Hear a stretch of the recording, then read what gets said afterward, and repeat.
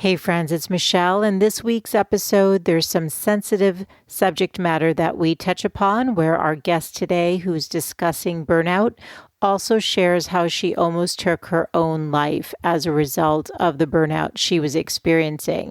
So this is a reminder that this is a podcast for entertainment purposes and is not intended to be mental health advice. When it comes to your mental or physical health, please consult with your trusted healthcare provider. Crying all day, every day. And then I after those 2 weeks, again, I rang the consultant, like, this is where I'm at now. Like, just give it. This is perfectly normal. This is not normal. No. But I then kind of plateaued. But week by week by week, I was sinking. Like, it was too much effort to lift a glass of water. It was too much effort to get out of bed. It was too much effort to shower. And it was Christmas Eve. I was home alone. The boys were out with some friends. My partner was out doing some of the bits of shopping. So on this medication, I was told I couldn't drive. So I'd also kind of felt like I'd lost all of my sense of independence. I've been driving since I was 17. And now all of a sudden I can't drive and I'm in this low and, my weight is just ballooning. I've got no energy. I'm not feeling great. And it was just awful. And with where our house was at the time, we were living kind of close to town. Our house was kind of halfway between a train track and a river. Mm-mm. And I just sat there all day on this Christmas Eve in the morning. All that I had going around my head was, do I take the train track or do I take the river?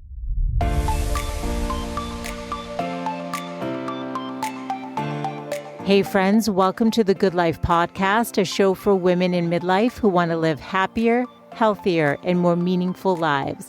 I'm Michelle Lamoureux, self-love and podcast coach, as well as the author of Design a Life You Love. And together, we're going to be doing just that.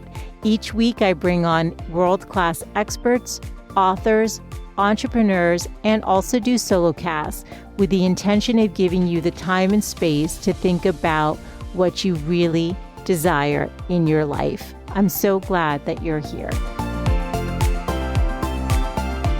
Hey friends, welcome back to the show. This is Michelle Lamoureux, and today we are talking about burnout. This is something so many women and men have faced, whether for personal reasons, launching your own business, running a company, or working in a corporate or some business setting. And we are fortunate to have an expert in burnout on the show today. Joining us is Kelly Swingler, who's known as the executive burnout coach and works with C-suite leaders who are ready to regain control of their lives and create the time, space, and energy for the things that matter. Because as Kelly says, when leaders are happy and healthy, they live happier and healthier lives, and they create anti-burnout workplaces that people love. She's the author of Mind the Gap, a story of burnout, breakthrough, and beyond. Welcome, Kelly. Hi, Michelle. Thank you very much for the introduction and for the invitation. I'm really thankful to be here and excited to see where the conversation's going to go. Yeah, I am too. I feel like burnout is something that so many of us have experienced or in a dance with all of the time based on where we are in life. As you know, this is a show for women in midlife. So many of us are balancing, taking care of elderly parents potentially, or have young ones, or ones are off to college. All these transitions are happening. And then we're also working or, just trying to find our place. And women, I think, take on more oftentimes. Yeah, absolutely. Than anyone else, just for our giving natures. So I think it's an important conversation, one I've wanted to have. So I'm so glad to have your expertise on the show. I know for you personally, that we actually connected through, we were on a Zoom workshop on crafting a TEDx talk, and you shared something that made me want to follow up, because I was like, wow, we all kind of casually say, oh, I'm so burnt out. But for you, burnout led you to almost wanting to take your life. Yeah. Let's start with just a definition based on how do you define burnout? What is it? What is burnout?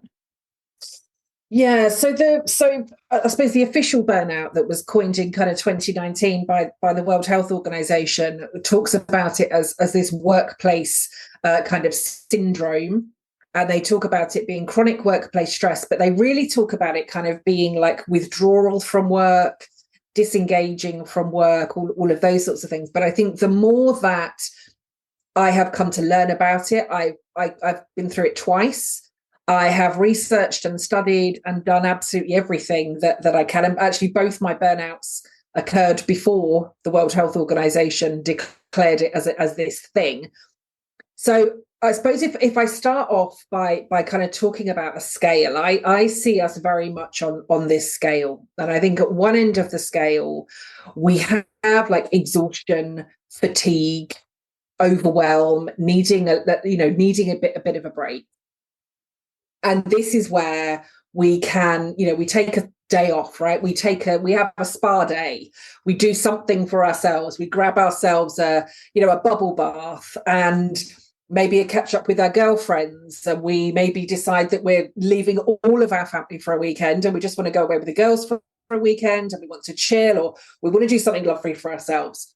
And at that end of the scale, that will make a big difference, right? You will come back to yourself, you'll feel grounded again, life will be good again, and you'll ride on that for a little while.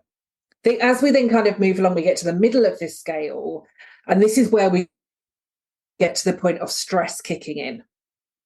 And as that stress kicks in, at that point, we might start to experience some withdrawal. We might start to feel like we're spinning and juggling all of these different plates. And if we put in these self-care practices that everybody talks about, right? The nutrition, the hydration, the getting to bed early, all of the things that we know that we should be doing on a daily basis to look after ourselves. Yes. At that point, if we do those things, we can start to come further down the line again. We then end up, but Michelle and I are kind of doing this on script, but like way off the screen, we get to the other end of the scale, which is burnout. And for me, that's where it becomes debilitating. Because we all need stress in our lives. We all need stress to help us achieve our goals, to get us out of bed in the morning. As you mentioned, young kids or caring for aging parents, that requires a certain level of stress to keep us driven, to keep us motivated, and to keep us going. But once we are past that point of kind of healthy stress and we begin to move more towards burnout, we do go into it. It is that fight or flight response, right? Our brain is trying to keep us alive. Our brain is sending us all these chemicals that tell us we just got to keep on going. We have to keep on going. And once you're kind of past that stress threshold and on your way to burnout, you don't think about taking a break. Your brain can't even compute that switching off and taking a break is what's good for you. And I've studied a lot kind of around like neuroscience and why we think and feel the way we do.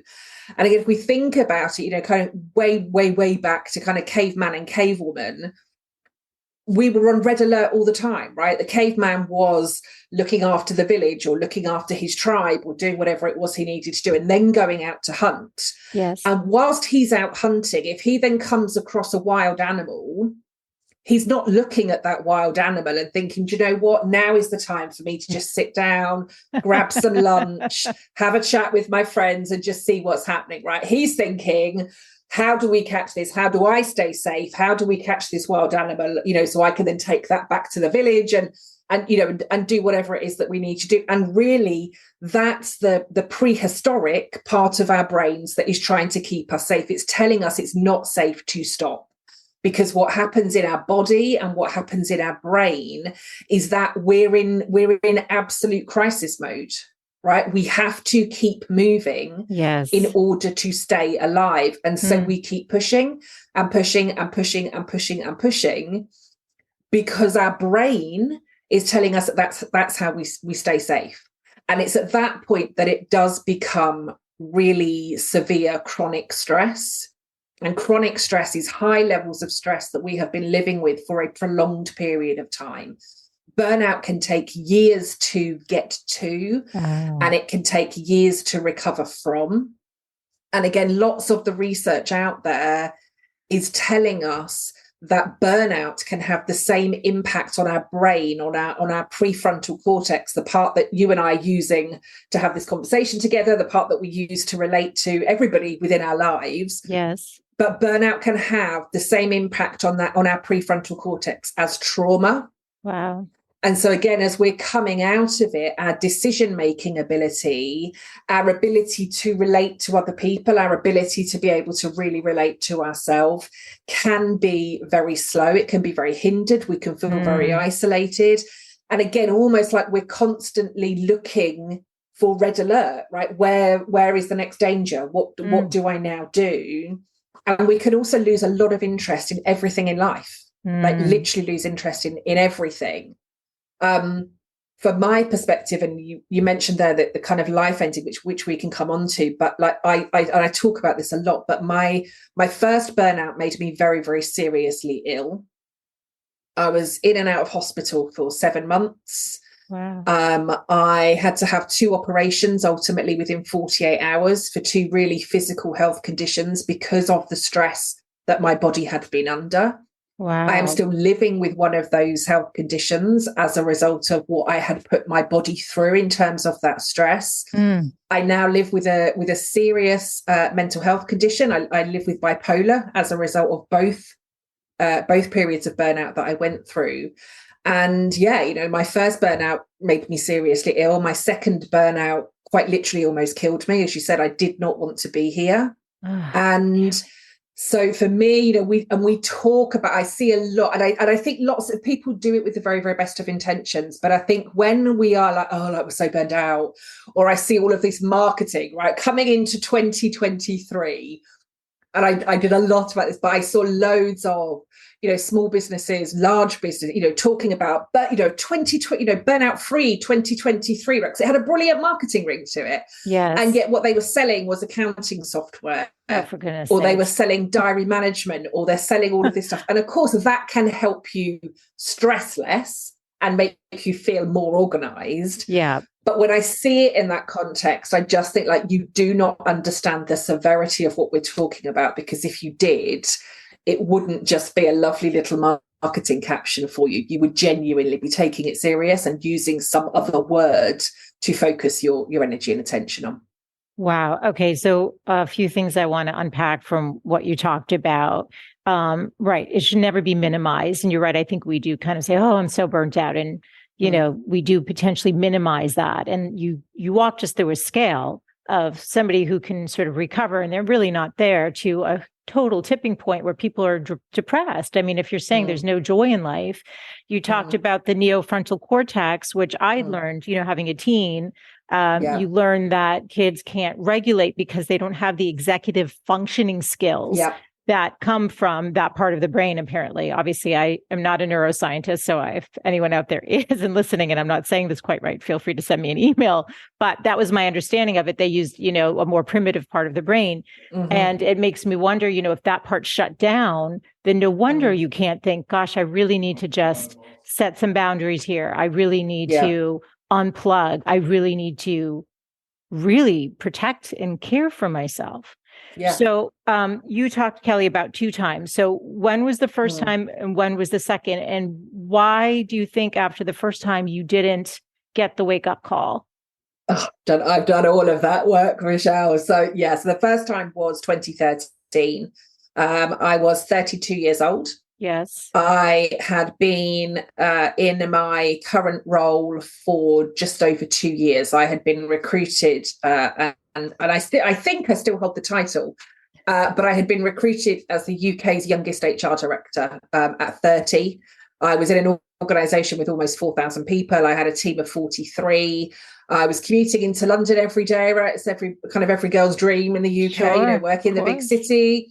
I had twin sons when I was 20. So at that point, my sons were 12.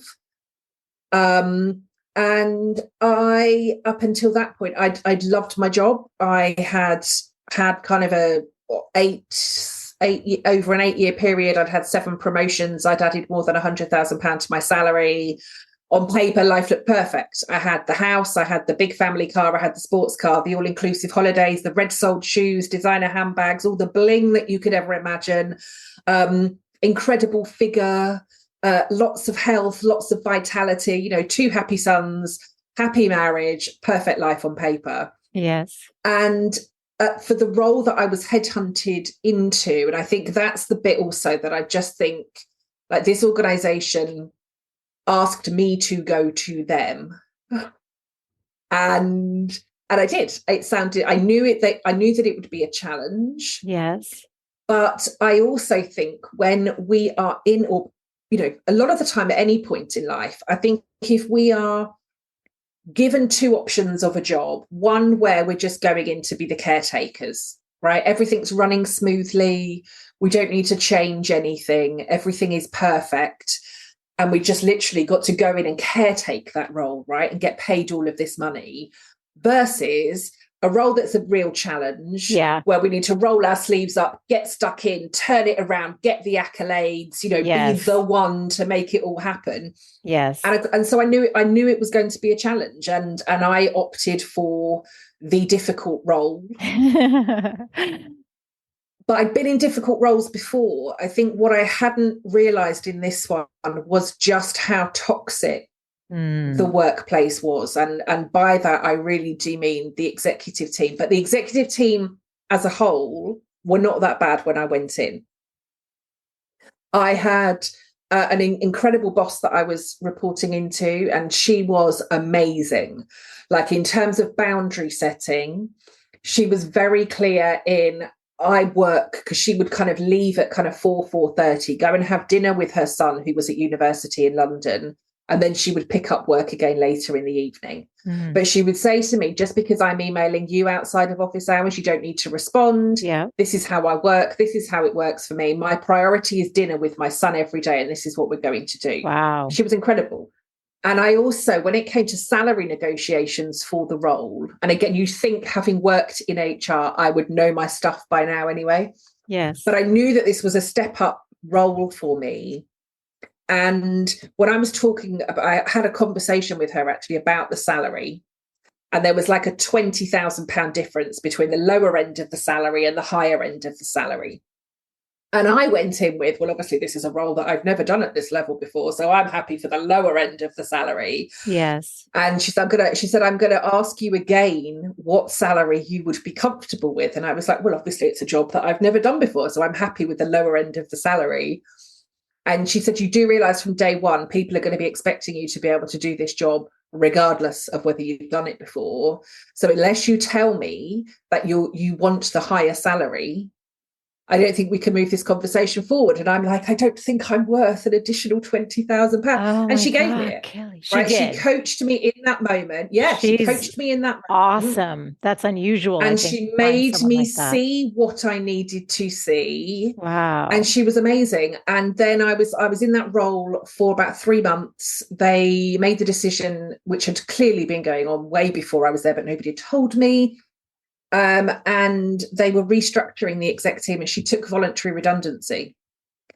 And it was at that point when I think they'd made 4 or 5 different changes to the very, very senior team. And I then began reporting into a very, very toxic leader, and then ultimately the chief exec. But the whole of that executive team were the most toxic people that I have ever met and worked with in my entire life. And my gut was screaming at me to get out of there. And I'd always been a very intuitive, gut-led person. Yes. And I kept ignoring it, because in my head, it was, you can be the one to turn this around, right? I wanted the accolades and the awards, and oh my God, like, if I can turn this around, this will set me up for life. This will be the best job. Like, I know I'm only going to stay here for a short while, but if I can turn this around, the job opportunities that will be available to me afterwards, the salary that will be available to me afterwards. And I kept going, and every single day, my gut kept telling me, you have to get out of there. And it got more and more and more and more toxic. Wow. And in 2012, a number of different things happened that I didn't agree with. The tone of everything was just awful. Nobody was thinking about the people. Everybody was backstabbing and leading through fear and very kind of command and control. And I'd worked literally all the way through my Christmas break that year. I'd gone back into work in the January of 2013. And by the lunchtime, I couldn't stand up. Literally, physically. And you couldn't physically couldn't stand up. No, because of it was stomach cramps, right? And I've had stomach cramps before, but I had these crippling stomach cramps. And I was with another couple of directors, and they said to me, "You need to go home." I was like, "I'm not going." And the pain had worsened the following day, and I still went into it. And I'm talking, 2.5 hour commute from my door to my office. Wow. Every day. Oh, wow. On top of all of that, you were commuting 2 hours? On top of all of that. Well, more than that. That was just 2. And then it was from. So I'm talking between 4 and 5 hours of commuting time a day on top of this. Oh, for goodness sakes. Okay. But I wanted it for the salary, and I wanted it for the accolades, and I wanted it because this is what we do, right? We climb the corporate ladder, and this is what success looks like, right? This is what we're told success looks like. So on the Wednesday, the pain had started. Thursday, pain had worsened, but I'd still gone in. And on the Friday, I still went in, but I couldn't even carry my handbag. So I got a taxi from the train station to the office, and I delivered a full day, and the pain was worsening and worsening and worsening and worsening. And again, as I look back at it now, I didn't want to let anybody down. I didn't want anybody to think that I wasn't capable of doing my job. I didn't want anybody to think that being the only woman at that level, that I wasn't capable of doing what I was doing just from a bit of stomach cramp. I mean, it wasn't a bit of stomach cramp. Like, this was crippling, agonizing pain that I could not stand up through. But I didn't want anybody thinking that I wasn't capable. I didn't want anybody thinking I wasn't a capable woman. And again, being the youngest director, I didn't want anybody thinking that it was about my age, my gender, or my inability to do my job. I didn't want anybody thinking that I wasn't committed. And so I carried on. And that Friday, on the way home on the train, the pain had become so severe that I went into the bathroom on the train, and only realised that I'd passed out when I hit my head on the sink and kind of found myself on the floor. Managed to get myself back to my seat. I managed to get off the train at my right stop. And thankfully, a friend of mine had been on the train a couple of carriages behind me, and she literally came up and caught me before I fell. Her husband had come to pick her up from the station that day, and they took me to hospital. And the hospital couldn't see any reason as to why I was in so much pain. They didn't know if it was a bit of a water infection or quite what it was. So they sent me home with a few painkillers and just said rest all weekend. And that carried on for 7 months, and I was in and out of hospital all of the time.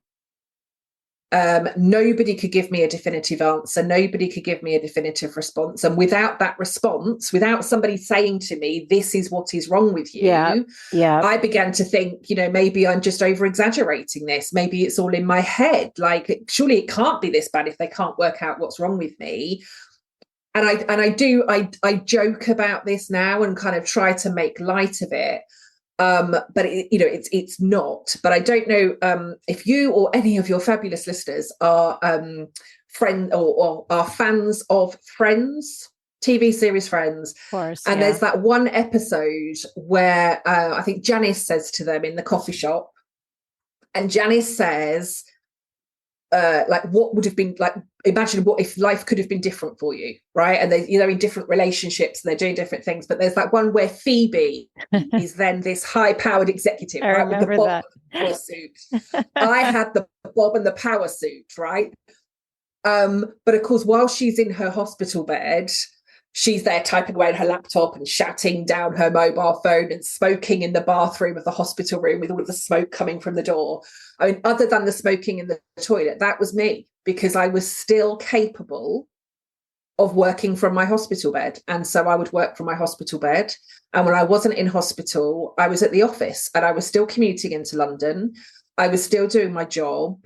And this is where I say that our brains that stopping is not an option. Stopping was not an option for me. And I remember the week that I had to have these 2 operations in 48 hours, my boss finally shut off my email access. My mum had been in contact, and imagine that. I'm a 32-year-old woman whose mum has rang her CEO to say, good mama. Kelly needs some rest. And my mum came in to tell me what had happened.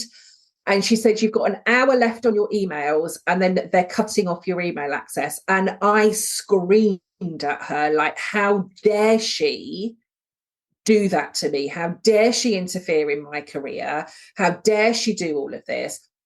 And they cut off my emails. But of course, I knew all of my teams and everybody's emails anyway, right? So I could still email from my own personal email account, because there was nothing in my head that said, you need to stop. Yeah. And I did stop.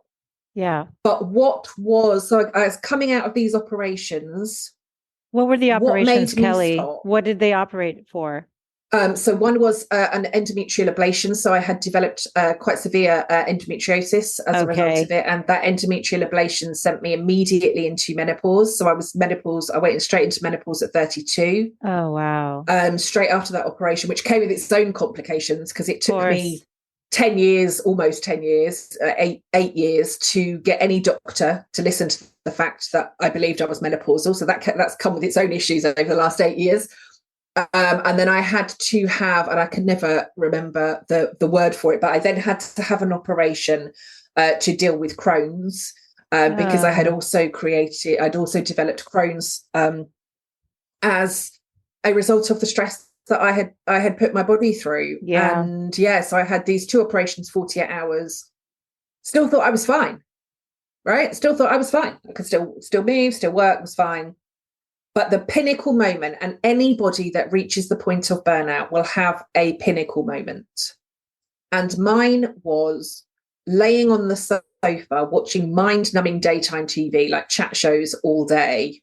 And my son's coming in from school, and I must have looked awful, really, really awful, because the look on my son's face when they came in, and my response to them, as I'm sure most of us would do, right, was to reassure them that everything would be okay and mum would be back at work soon. Right, that was the first thing that came. Mum will be, mum's going to be okay, and I'll be back at work soon, and everything is going to be fine.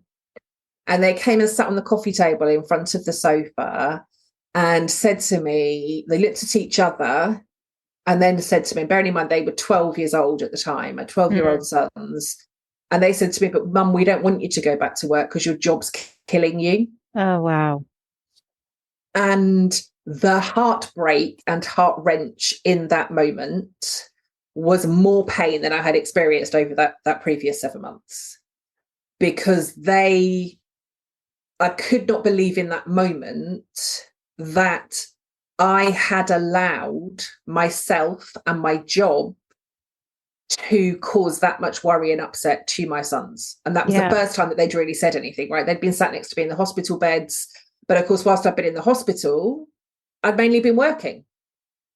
So even when my sons were there, they were still seeing me with my phone and my laptop. And I was, talking to them about their day, and I was talking to them about my job. But we hadn't been talking about how I was feeling or what had been happening. And I genuinely cannot believe that for 7 months, I put that... And that was just with the pain. Like the year before that, if I think about what was happening to my body and my head during that time, it's as though it was happening to somebody else. Yeah. And so at that point, I realized something needed to change. I did go back to work after the operations. I knew that something needed to change, and that's when I really started to do a lot of this inward-looking work that I now do with people all of these years later. Right.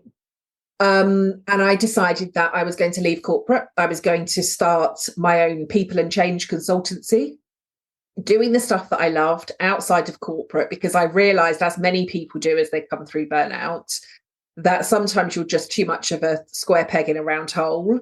I didn't fit within that organization. And at the time I was looking for other HR director roles, but all the jobs seemed the same. And I thought, I just want something a bit different. And I then had this moment one day, just do it for yourself. And I never thought I would start my own business. I thought I was a corporate lifer. Yes. And found myself saying this. And I started my own company. And I had my first clients within a few weeks. I was earning good money. I was doing incredible work. I absolutely loved it. And then my entire focus, my entire mission, my entire why changed when I got a phone call that said that my replacement, the woman that had gone in to replace me as the HR director, had died whilst away on a leadership residential with the exec team. And I remember in that moment thinking that could have been me. Do you think it was from the stress of the job? Nobody will ever say. All that was ever put out was that there were no pre-existing health conditions that anybody was aware of. Oh, for goodness sakes, Kelly. And I just remember thinking that could have been me. But it was a couple of days later that I then received a phone call to say, nobody's ever told you this, and we've always tried to kind of hide it, but I think you now need to know that the 3 previous HR directors to me in that organization had all left because they'd all become seriously ill. Oh, for goodness sake. And that became my driver, right? That became my driver. I'm looking at 5 of us, 1 who's sadly no longer here. 4 of us have all become seriously ill. Why was this being allowed to happen? Why was nobody doing it? And why had all of us stayed in that sort of environment to the point that we had all become seriously ill? Like, what was that driver? And that's where I started a lot of my study. I studied neuroscience, hypnotherapy, psychotherapy. I wanted to understand everything I possibly could about stress and toxic workplaces and toxic leadership and fear. I mean, I was all in doing all of this study. There was nothing that I wasn't learning about the brain, about the body, about stress, about vagus nerves, about every single bit that you could possibly think of. I was all in. And if you'd have asked me at the time, and I was asked to write a book on overcoming stress, bizarrely or ironically, I was asked to write a book on overcoming stress, which I did from all of my learning. Like, this is a practical guide on how you overcome stress and live your best life and do all of this stuff. And the editor that had asked me to write it, or the publisher that had asked me to write it, and basically said she wanted something practical. And I was like, I'm your woman, and explained all this stuff to her. She's like, brilliant. She'd spoken to 4 or 5 different possible authors before me, and I was the one that was yes.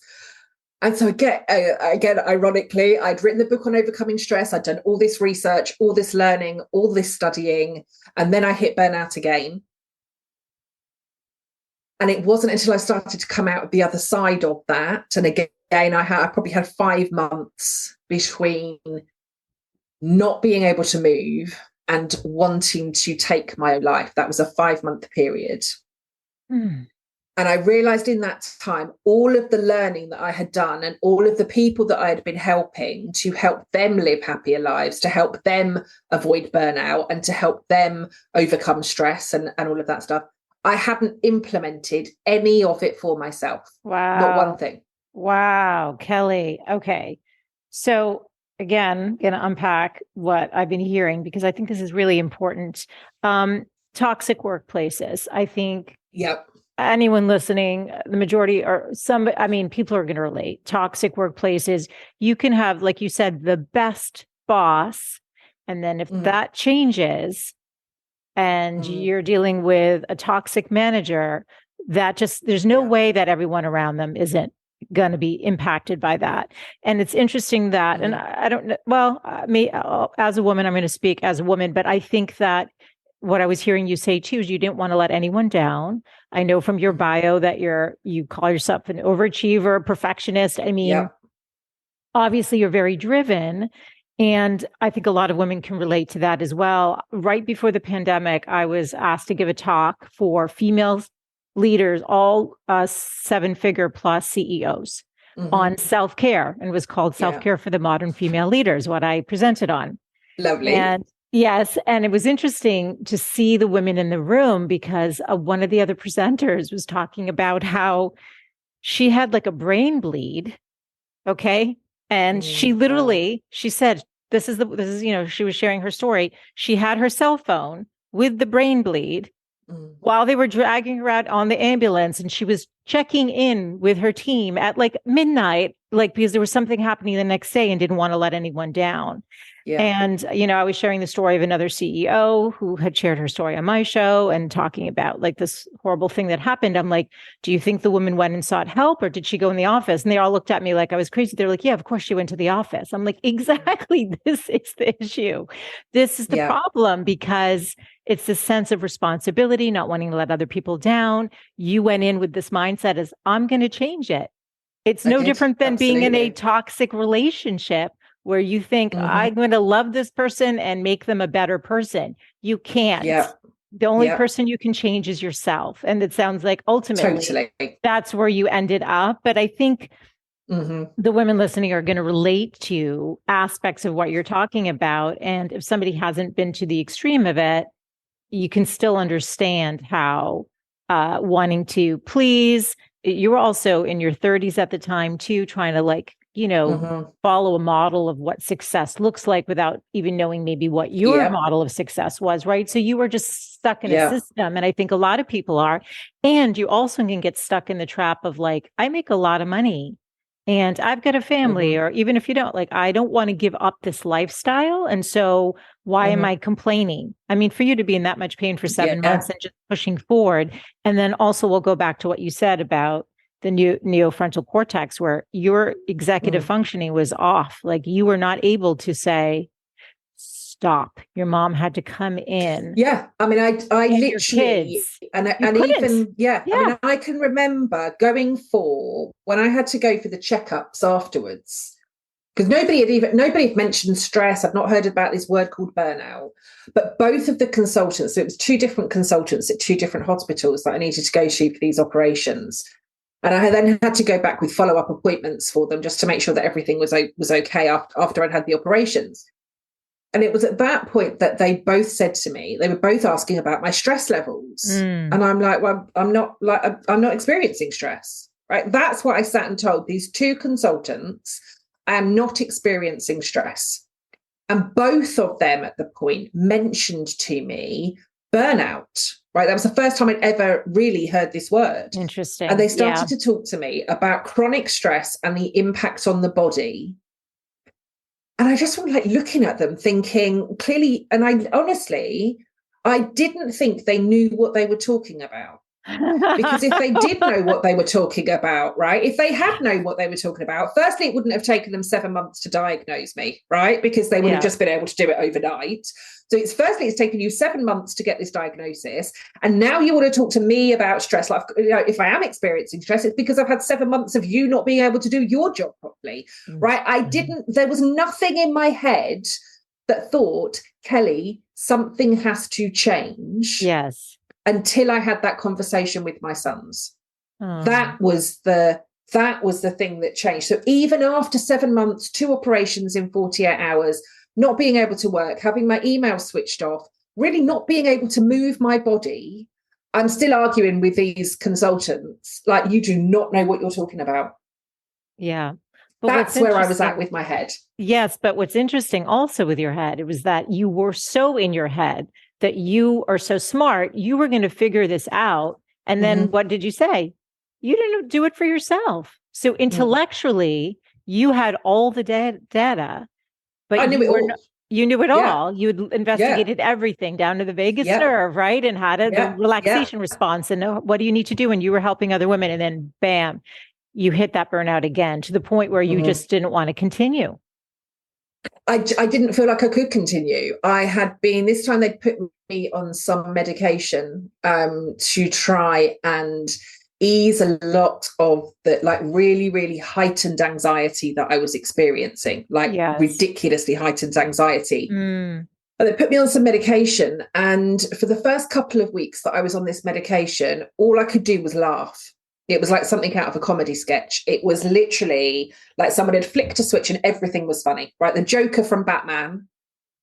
I was like, everything was funny. And I can remember sitting in my office one day and honestly having like this hilarious, and thinking like, I'm so grateful that I do not have a client this afternoon, because they would just think, like, what is wrong with this woman?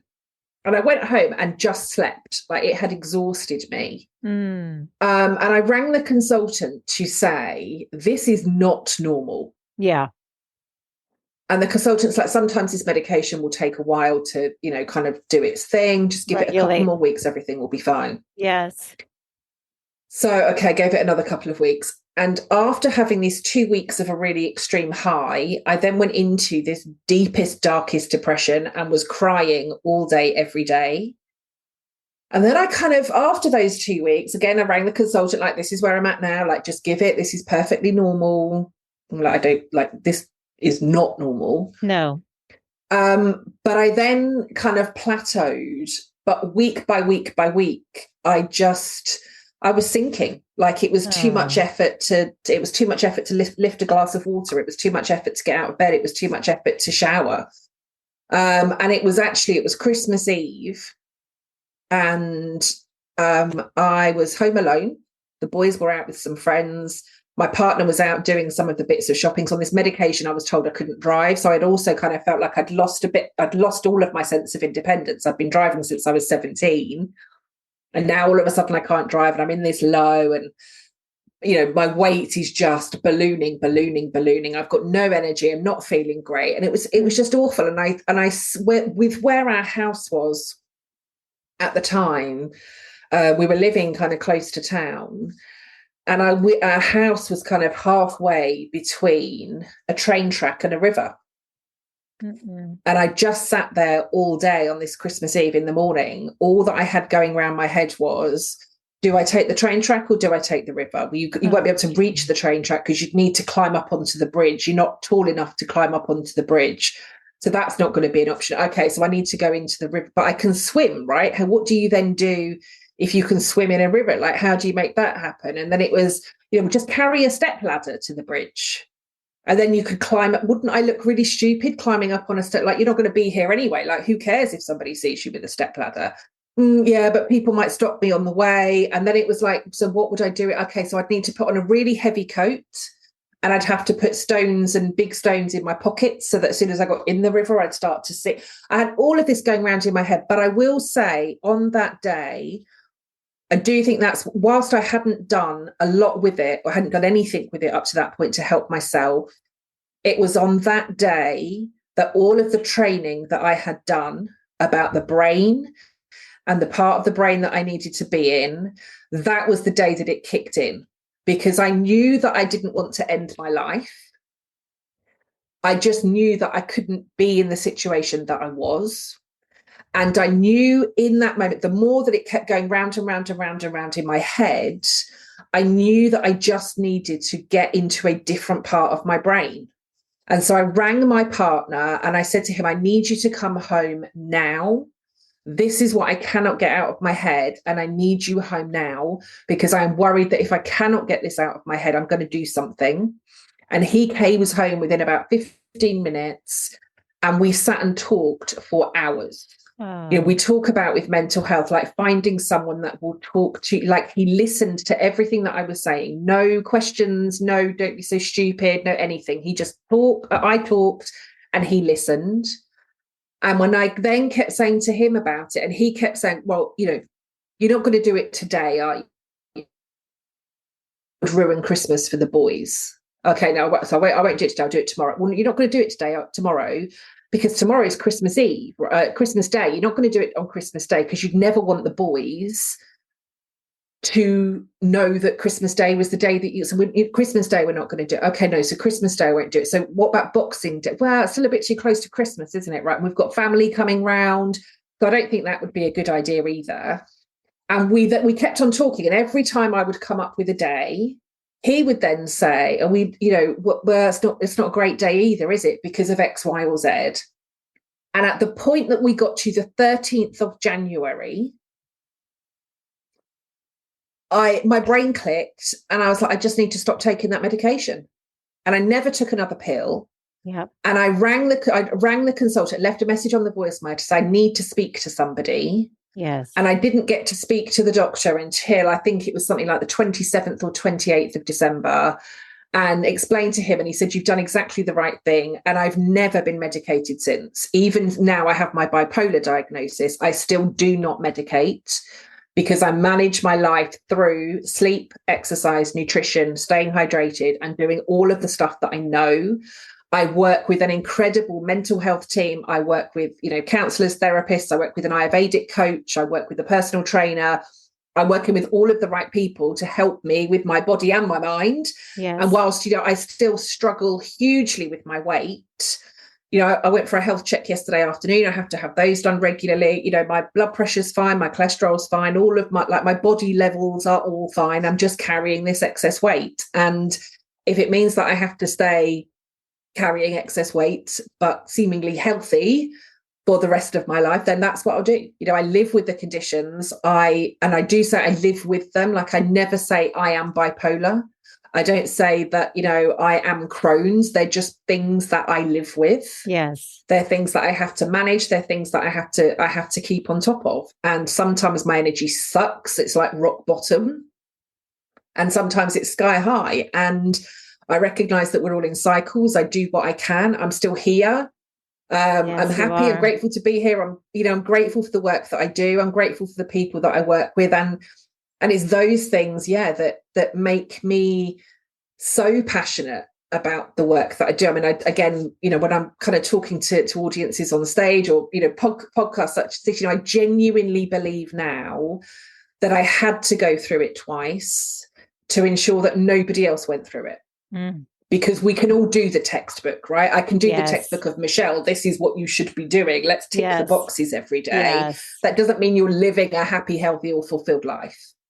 And that's genuinely what I want all of us to be able to live. And I think I had to go through it twice in order to stop it being textbook and to do all of that. And, I believe it happened for a reason. And I do believe part of that reason was so that I can ensure that nobody else has to experience it the way that I did. Yeah. They say sometimes our wounds are our mission. What you need to heal totally becomes your vocation. It becomes your calling. Yeah. And it sounds like, unfortunately, you had to go through all that, but this is truly your path. And that's why you've embodied it. And for 9 years, you've been doing this and, helping other leaders. I'm curious, do we know culturally, like, I know the US is intense. Like, we just know, the drive and the late nights. I worked in a law firm. I remember feeling guilty once. I was going to I volunteered for an organization. It was the Mass Society for the Prevention of Cruelty to Children. I ran their young professionals group. And it was 5:00. I think my meeting was probably 5:30. And one of the partners was on the elevator. And I felt like I had to explain that I wasn't leaving the office at 5. I was going to go help. Yeah. He didn't care. He didn't ask. Like, a lot of people left at 5.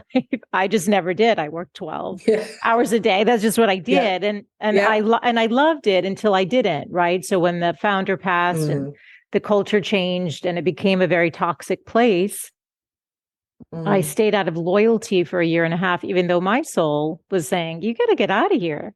You've done your work. Like, it's not going to change. It's sort of, this is why I equate it oftentimes to a relationship, because everything was familiar and it should feel good, but it no longer did feel good. Like, I loved the people and everything, but the place itself had changed so dramatically. And I was assigned a marketing manager who knew nothing about what I did. And I was like, okay, I'm being micromanaged every day. It was soul sucking for me.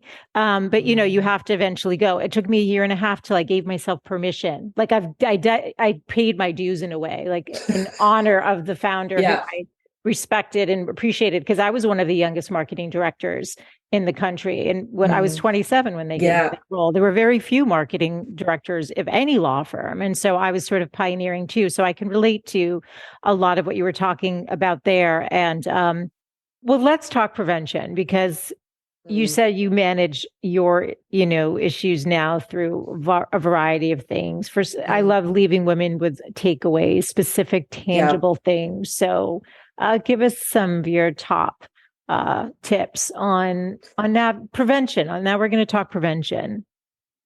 Yeah. So I think there are three things that I typically talk to everybody about. And for me, they are the three starters. And they don't invite, I'm not going to tell anybody to start going to the gym. You don't have to go running a marathon every day. If you're already doing that stuff and it's working for you and you feel healthy, carry on. But the three things that I talk about the most in prevention now and recovery. Yes. Firstly, I start with who. And I think this is where we were kind of alluding to in the workshop that we both did together. But really starting with who, right? In terms like, who are you? Get really clear on who you are. Get clear on who you are not. Who are you pretending to be? Who are you presenting to be? Which parts of you are you hiding? Which parts of you are you fearful to present? Because it really is that power of identity. It is that starting point of who we are that I then believe drives everything else that we do. And like, now is the right time to do that, right? It doesn't have to be when you finish the next project. It doesn't have to be when you've already stressed out, but who are you? So your core values, your core beliefs, your core understanding, all of that, get really, really clear on that. You write it down, pen to paper, Kelly? Is that absolutely. like a journaling exercise? Yeah, you can journal it. You can do, have a conversation Dialogue with it. Again, with girlfriends. Yeah, you can talk it through, glass of wines. You can vision board it. You can script it. You can write it. You can record it into your phones. You can have the conversation with somebody, but get it. Yeah, absolutely. Find the way to get it out. Okay. If you're having a two-way conversation, so if Michelle and I were having the conversation together, I would just keep asking Michelle, like, who are you? And Michelle, once we finish with Michelle, we'd then come back to me. But I'm literally just like, Michelle, who are you? And we just keep asking the question. And I'm not responding to you. I'm not like, oh, that's really interesting. Right, me too. Or do you know what my friend did? There's none of that. You just keep going with the question and you go deeper and deeper and deeper and deeper. And when you think there is nothing left to answer, you ask it again and you keep going. Because we will start off with the superficial stuff, right? I'm Kelly Swingler, I'm 42, I live in the UK, I'm mum of twins. We're only going to get to my values, my drivers, what's important to me, my why, all of that stuff, if we keep going and asking that question. And we want to go through all of those layers, because that's where the really meaty stuff is. That's where the true parts of you are hiding, right? They're not sat on your shoulders. They're really kind of deep within you. And we want to go into those layers as much as possible. Love it. Who are you? We want to sit with that. Yeah. Once we're clear then on who we are, then we start to implement boundaries. So if my boundary is that we have family dinner together every single night, if my boss then comes to me and says, Kelly, I need you at that meeting at 6:30 this evening, actually, it's not happening because I will be at home with my family. Now, it's not to say I will never have that meeting, but it has to be aligned to my values. It has to be aligned to who I am. Yes. And it has to be aligned to everything that I've done. Okay. So if you've given me enough notice, I might do it. But we talk about boundaries. And again, I think what I found with all of the women that I've worked with, when we talk about boundaries, the first response is, I'm really rubbish at saying no. Don't look at boundaries as saying no. Boundaries are how you reclaim your power and your energy and your time and your space, right? Boundaries are a reclamation of this is what matters to me. Yes. And I need those boundaries to ensure that I protect myself, so that if I do then want to have dinner with my family every night, I'm not too exhausted to be able to have that conversation with them. Yes. So boundaries are about reclaiming. And I'm going to stop there just quickly, because I know you said what one of the objections are. So you worked in a high-powered place. I know a lot of the women that listen, they might work in, you mentioned like a McKinsey or Deloitte. There's a lot, or any of the financial institutions. If there's any of those environments where it's still very much a patriarchal system, very male-oriented, you got to be the one showing up to play golf and all of these expectations. If a mom understandably wants to be home, like your previous boss, and it's like, no, even her son was grown, he's in college, but that was her boundary and her priority. I think a lot of women worry that they cannot advance if they're the woman that says no, because the guy, in theory, right? Now we're going very sort of stereotypical, but maybe has the partner at home taking care of the kid, so he doesn't have to worry about that. Can you just speak to that a little bit? Because that might be one of the things that women struggle with, because they should have their ambition. They should be able to advance, and they should not be penalized for that. But they might be. Yeah. And I think it takes courage in order to be able to set those boundaries, right? It is that courage, because yes, absolutely. I've been in some organizations, and even when I started my business, I was told that most business was done on the golf course, and that I would be missing out if I were not there with people. I can't play. I can just about, but I literally, like, I started taking golf lessons because I was like, I need to be involved. And actually, no, I didn't. We just needed a different way of doing business, and I needed to find a different way of doing business. And I think, like, find your tribe in your organization. Like, who are the people that you can literally link arms with and walk out of the office together at 5:00? And actually, if you're going to stay, like, somebody walks past your desk to pick you up, or somebody sends you a Slack message to say, right, turn off the laptop, right? Get your group of cheerleaders. Because if you are the only one doing it, then yes, you might be seen to be a bit difficult, or you might be seen to be less committed or less engaged. And it won't matter how much you do within the workplace. That's how you're going to be seen by your colleagues. And if your colleagues see you as the disengaged one that always leaves at 5:00 because, she can't be bothered, that's not going to help you. But if there is a group of you that are, it doesn't have to be, it doesn't have to quite be the linking of the arms, but metaphorically, where you will switch off and say enough is enough and you leave. Because what you are then doing, not only are you doing it for yourselves, but you are doing it for every other woman that is in those offices with you. You are saying to them, we are allowed to do this, right? We are allowed a life outside of work, and we can still grow and develop our careers. Yes. Just because I want to go and have dinner does not mean I'm not good at my job. It doesn't mean I'm not committed, but I also don't have to kill myself in order to deliver my job, in order to get that next promotion. Yeah. So find your tribe, link arms, walk out proudly. And I think that's the thing, right? You're walking proudly. You're not skulking out thinking, can't let Michelle see me. I've got to I'll pretend I'm going to the bath, or I don't want Michelle to see me putting my stuff in my bag. Like, we don't want any of that. Yeah. We're going to pack up proudly. We're going to ask others who else is coming, right? Who else has got dinner plans? Who else has got something that they're doing this evening? We're going to do it proudly. We're going to walk tall, and we're going to show that there is a different way to do it, because the change has to start somewhere. And again, a lot of the patriarchal systems that we work in, where it is hustle harder, work harder, sleep when you're dead, all of that kind of stuff, that is no longer sustainable for any of us. And the men too. Many of us. Yeah. Absolutely. But too many of us are looking around the office like, oh, I can't go until they go, or if they pack up, then it's okay for me. Like, be the one to do it, right? Be the one to close the laptop and walk out proudly. Like, I'm off for dinner, everybody. See you tomorrow. Like, make it a big thing. Celebrate it. Well, and I actually have a couple of thoughts on that. And now, I haven't been in corporate, but I'm just thinking of two things. One is, when you set a clear boundary, I think people respect that. When you are clear about your intention, you're so clear about who you are. And if you prioritize your family, and like you had a 2-hour commute, maybe if you're leaving at 5, you're not home till 6:30 anyway. So you're factoring that in, and that's your priority. And maybe you've got the little ones, and you need to make sure you get to actually kiss them goodnight before they fall asleep, because they're still little and getting to bed, or whatever it might be. So that is being clear. And the second is, I think sometimes there's just lack of awareness. So those leaders, those bosses need to be educated. And it's just a conversation with transparency that says, listen, my job is very important to me. I do a great job at it. My priority is getting to see my children tonight. And, so I can't do meetings.